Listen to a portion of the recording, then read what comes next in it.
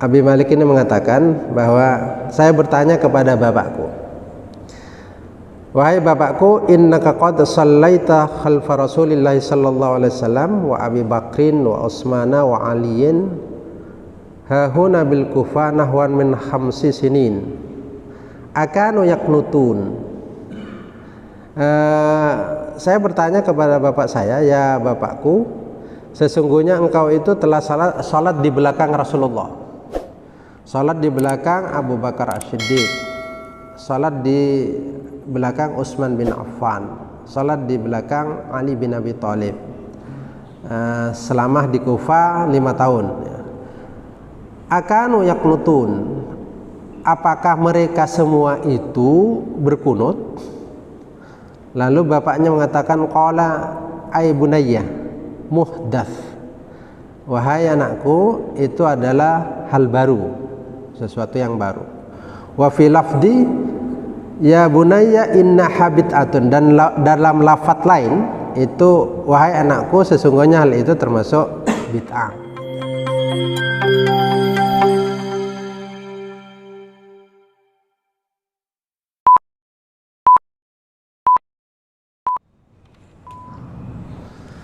Assalamualaikum warahmatullahi wabarakatuh.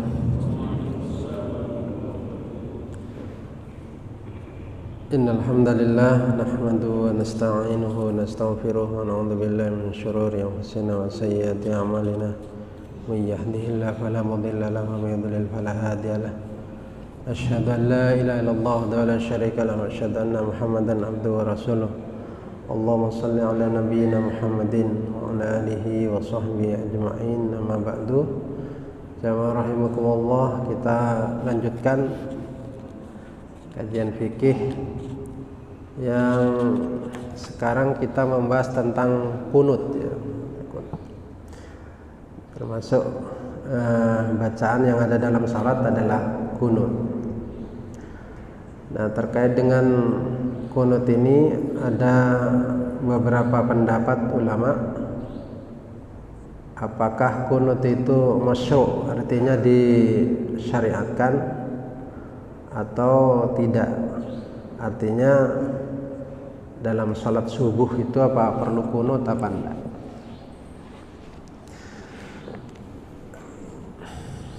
Ikhtalafa al-fuqaha'u fi hukmil kunuti fi salati subhi ala arba'ati aqwalin. Jadi ulama berbeda pendapat terkait dengan kunut itu, ada 4 pendapat.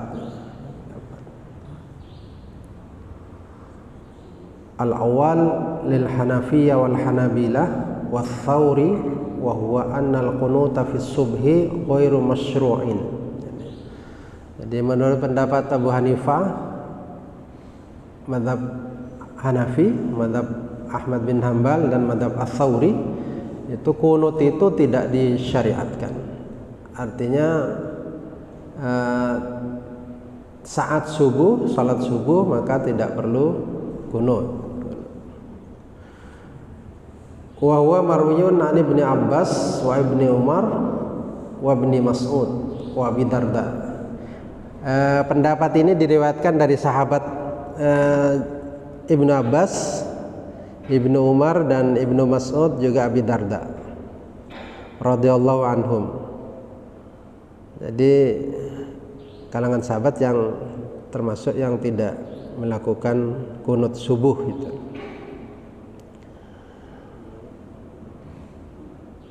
Wa qala Abu Hanifah, bahkan Abu Hanifah mengatakan al-kunutu fil fajri bid'atun. Jadi kunut di dalam salat subuh itu termasuk bid'ah. Wa qala al-Hanabila yukrahu, tetapi menurut mazhab Ahmad bin Hanbal itu dimakruhkan saja, dimakruhkan. Jadi tidak sampai dikatakan bid'ah, tetapi makruh menurut mazhab Ahmad bin Hanbal. Dalilnya adalah anna Nabiyya sallallahu alaihi wasallam qanata fi salatil fajri syahran yad'u fi kunutihi ala ahya'in min ahya'il Arab thumma tarakahu. Hadis ini adalah riwayat Bukhari Muslim ya. Riwayat Bukhari Muslim hadis ini. Bahwa Rasulullah sallallahu alaihi wasallam itu pernah qunut pada salat subuh selama 1 bulan. 1 bulan mendoakan dalam qunut itu, yaitu kebiasaan sebagian penduduk salah satu dusun Arab. Tsumma tarakahu, kemudian Nabi meninggalkan kunut itu. Artinya bahwa selama 1 bulan itu kunut ya. Kunut untuk kebinasaan beberapa orang atau sebagian penduduk Arab. Kemudian itu Nabi meninggalkan kunut itu. Nah, setelah itu tidak kunut, tapi pernah kunut, pernah kunut. Menurut mazhab Hanafi dan mazhab Ahmad bin Hanbal serta mazhab Ats-Tsauri. Hadis yang lain mengatakan, yaitu dari Abi Malik Sa'ad bin Tariq Al-Asy'a'i qala qultu li abi ya abati. Dia mengatakan, Abi Malik ini mengatakan bahwa saya bertanya kepada bapakku, wahai bapakku, innaka qad shallaita khalfa Rasulillah sallallahu alaihi wasallam wa Abi Bakrin wa Utsmana wa Aliyin hahuna bil Kufah nahwan min 5 sinin akanu yaknutun. Saya bertanya kepada bapak saya, ya bapakku, sesungguhnya engkau itu telah salat di belakang Rasulullah, salat di belakang Abu Bakar As-Siddiq, salat di belakang Utsman bin Affan, salat di belakang Ali bin Abi Thalib, selama di Kufah 5 tahun. Akanu yaknutun, apakah mereka semua itu berkunut? Lalu bapaknya mengatakan, qala ay bunayya muhdats, wahai anakku, itu adalah hal baru, sesuatu yang baru. Wa fi lafdi ya bunayya inna habit'atun, dan dalam lafaz lain itu, wahai anakku, sesungguhnya hal itu termasuk bid'ah. Jadi sesuatu yang menurut bapaknya Sa'ad bin Tariq ini itu muhdats, sesuatu yang baru.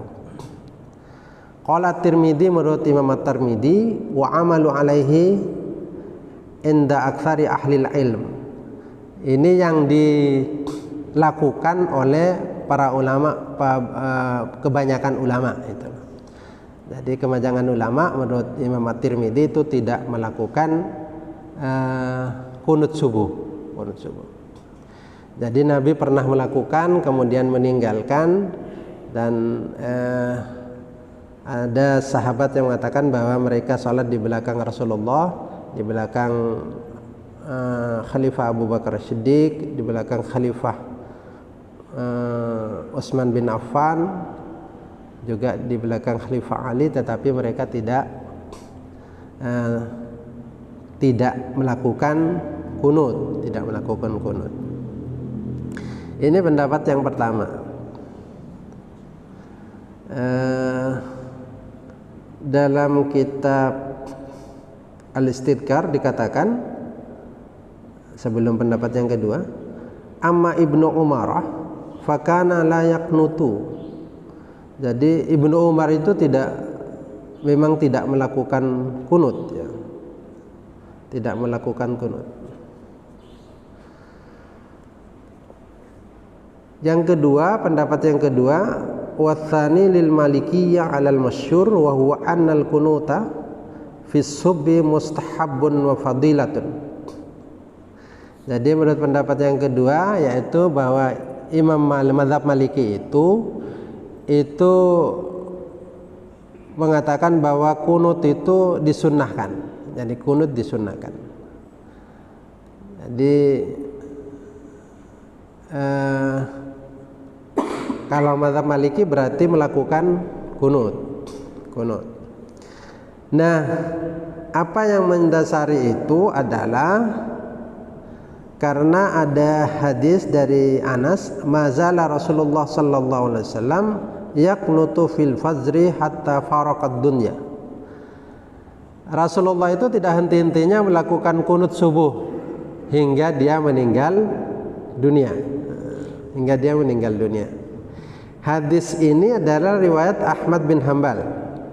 Tetapi hadis ini didhaifkan oleh wada'afahu Ibnu At-Turkumani. Itu. Terus juga hadis ini didhaifkan oleh Ibnul Jauzi.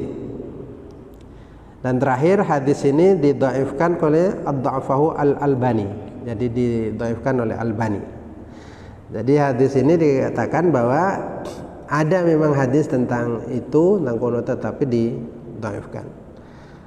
Dhaif menurut At-Turkumani, dhaif juga menurut Ibnul Jauzi, dan dhaif menurut Albani. Nah, cuma kalau mazhab Maliki ini kalau kunut itu sebelum ruku. Nah, kalau mazhab Syafi'i itu sesudah ruku, sesudah iktidal ya. Sesudah bacaan saat iktidal, sesudah bacaan iktidal ya, sesudah ruku lah. Sesudah ruku itu baru kunut. Nah, kalau mazhab Maliki itu sebelum ruku. Yang kedua adalah itu tidak dikeraskan.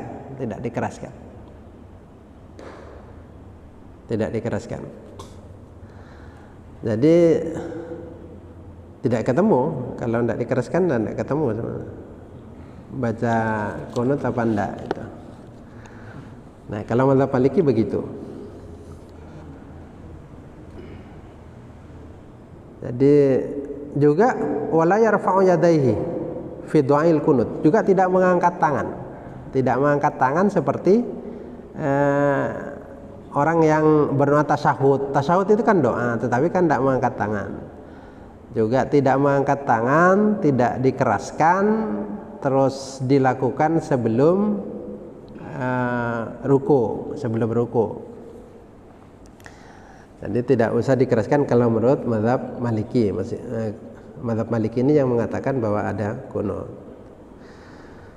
Yang ketiga, ats-tsalits lisyafi'iyah wa huwa annal kunuta fi sholatis subhi sunnatun. Jadi menurut Imam Syafi'i, mazhab Syafi'i, kunut itu di dalam salat subuh itu sunnah.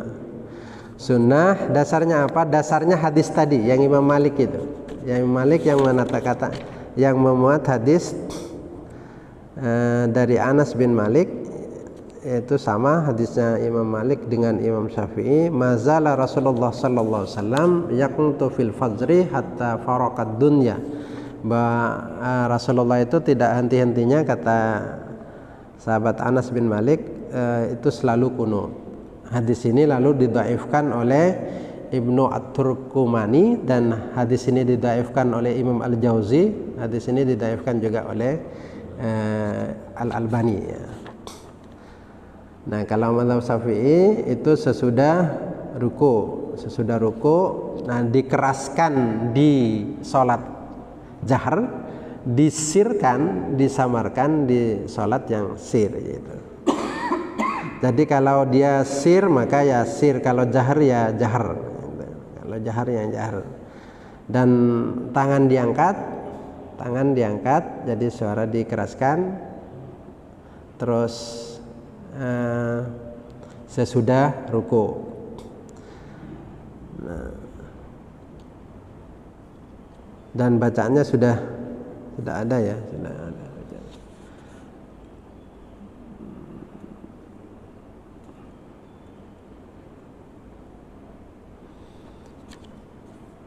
Itu terkait dengan apa? Kunut di dalam salat subuh. Kunut di dalam salat subuh. Sekarang kunut di dalam salat witir. Atau sebelum itu ada yang mau disampaikan sebelum saya lanjutkan ke witir tentang kunut di dalam salat subuh. Nah, tarjih memilih untuk tidak melakukan kunut. Kenapa memilih untuk tidak melakukan kunut? Karena dari hadis-hadis yang ada itu menguatkan hadis bahwa salat subuh itu tanpa kunut. Tadi hadis yang pertama yang mengatakan bahwa Rasulullah itu tidak melakukan kunut, 1 bulan melakukan kunut, setelah itu tidak melakukan kunut, itu hadis Bukhari Muslim. Dan terus ada hadis tadi dari dalam riwayat At-Tirmidzi bahwa, dan ini disahihkan oleh Al-Albani, bahwa Rasulullah itu tidak kunut, termasuk Abu Bakar As-Siddiq, termasuk Umar bin Khattab. Nah, itu yang lalu diambil oleh majelis tarjih bahwa Muhammadiyah itu tidak melakukan kunut. Artinya menguatkan pendapat bahwa Rasulullah itu selanjutnya tidak kunut. Sedangkan yang kedua adalah tentang kunut di fil witri, ya. Kunut fil witri. Karena ada sebagian kunut kalau witir, misalnya habis tarawih witir itu kunut. Itu ulama berbeda. Pertama, al-awwal li Abi Hanifah wa annal kunuta wajibun fil witri qabla ruku' fi jami'is sanah. Jadi menurut Abu Hanifah itu kunut witir itu wajib, ya. Wajib dengan fardu. Kalau Abu Hanifah itu, mazhab Hanafi itu berbeda. Kalau fardu itu ya wajib menurut mazhab yang lain. Tapi kalau wajib itu di bawahnya fardu. Gimana perbedaannya? Kalau fardu tidak dikerjakan batal. Tapi kalau wajib tidak dikerjakan, kalau tidak disengaja itu tidak batal, tidak perlu mengulang. Artinya kalau misalnya lupa itu tidak apa-apa, kalau lupa. Tapi kalau disengaja lain lagi.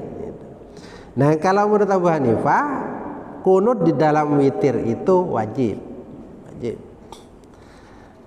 Tetapi kalau dia mengerjakan lupa, yaitu tidak perlu mengulang. Itu menurut Abu Hanifah. Yang kedua, watsani lil malikiyah wa fil masyhur wa tawus wa huwa riwayatun an Ibnu Umar annahu la yusra'ul kunutu fi salatil witri minas sanati kulliha. Jadi tidak, menurut Imam Malik dan menurut Imam Tawus, itu termasuk riwayat dari Ibnu Umar, itu tidak disyariatkan kunut di dalam salat witir. Tidak disyariatkan kunut di dalam salat witir. Jadi termasuk Ibnu Umar juga tidak melakukan kunut di dalam salat witir. Ini termasuk juga berlaku di dalam salat witir di waktu sesudah tarawih di bulan Ramadan, ya.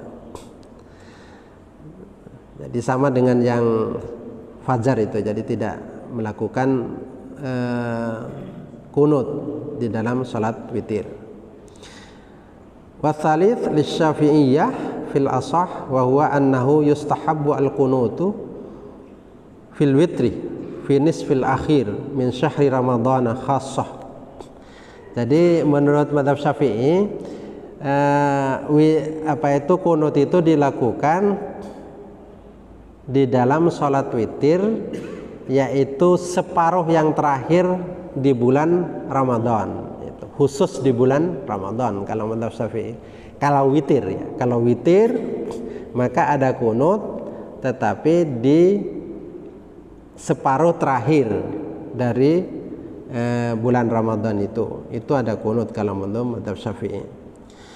Warabi lil Hanabilah wa huwa annahu yusannul qunutu jami'as sanati fi raq'atil wahidatil akhirah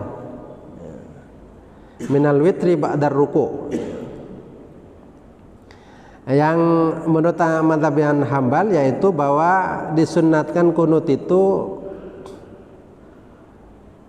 di salat witir, ya seterusnya 1 tahun itu boleh. Selama witir dia kunut boleh, itu menurut mazhab Ahmad bin Hambal itu. Sehingga ya selalu bisa selalu witir pada bisa selalu kunut dalam witir itu. Nah, kalau mazhab Syafi'i tadi kan kunutnya itu pada witir di bulan Ramadan saja, itu pun pada bagian separuh yang terakhir. Jadi ada perbedaan ulama tentang kunut witir. Nah, tarjih juga mengambil untuk bahwa berdasarkan hadis-hadis itu, karena hadisnya masih diperselisihkan oleh para ulama tentang kunut itu, maka tidak mengambil kunut di sholat witir, termasuk sholat witir pada kunut di dalam sholat witir di bulan Ramadan. Witir Ramadan itu pun tarjih tidak mengatakan disunnahkan kunut, sehingga tetap tidak melakukan kunut, karena tentang kunut ini sekalipun di witir masih diperselisihkan oleh para ulama. Jadi ada hadis tentang kunut di dalam witir itu, tetapi salah satu riwayatnya itu adalah perawinya itu tidak kuat. Selain memang diperselisihkan oleh para ulama, sehingga tarjih mengatakan tidak ada kunut di dalam sholat witir itu, sholat witir. Nah, itu terkait dengan witir, dengan sholat kunut di dalam witir. Sehingga adalah bahwa kunut ini diperselisihkan oleh para ulama. Para ulama berbeda pendapat. Tetapi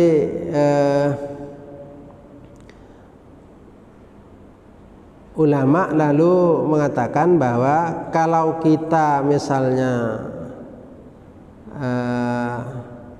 ada makmum yang biasa kunut, ikut kepada imam yang tidak kunut, itu tidak perlu kunut, tidak perlu juga sujud sahwi. Nanti makmumnya kunut, imamnya tidak itu. Nah, itu tidak betul itu ya. Jadi kalau imamnya seumpama ada orang yang biasa kunut, lalu imamnya tidak kunut misalnya, ya sudah ikut tidak kunut. Tidak perlu sesudah imam salam lalu sujud sahwi sendirian itu. Jadi biasa dulu di kalangan ulama yang mengatakan tidak kunut itu jadi imam misalnya, terus ada orang kunut, ya tidak kunut. Imam Syafi'i pernah ngimami juga itu ketika mengimami ulama-ulama dari mazhab Hanafi, itu tidak kunut pada sholat subuh ketika beliau diminta untuk jadi imam. Artinya makmum itu tidak boleh, artinya mengambil keputusan sendiri, tidak boleh mengambil keputusan sendiri. Karena ada beberapa orang yang lalu imam tidak kunut lalu kunut sendirian. Demikian juga lalu orang yang lalu tidak kunut bermakmum kepada orang yang kunut gitu. Tidak perlu giliran imam kunut lalu makmumnya sujud turun ke bawah. Jadi tidak perlu seperti itu. Ya tunggulah imam sampai selesai kunut itu. Nah, karena mengangkat tangan itu bukan wajib ya. Di kunut itu mengangkat tangan bukan wajib. Jadi kalau ada imam kunut terus makmumnya tidak kunut misalnya, Ya tidak ngangkatnya itu sudah termasuk bagian dari kunut. Jadi tidak wajib ngangkat tangan itu, tapi karena kebiasaan orang angkat tangan maka seolah-olah seandainya ada orang kunut tapi tidak angkat tangan tidak sah, seolah-olah begitu. Nah makanya perlu dijelaskan kedudukan mengangkat tangan itu seperti itu. Jadi kalau tarjih menguatkan bahwa tidak kunut baik di dalam subuh maupun di dalam witir. Barangkali itu, mudah-mudahan berguna. Ihdinas siratal mustaqim. Assalamualaikum warahmatullahi wabarakatuh.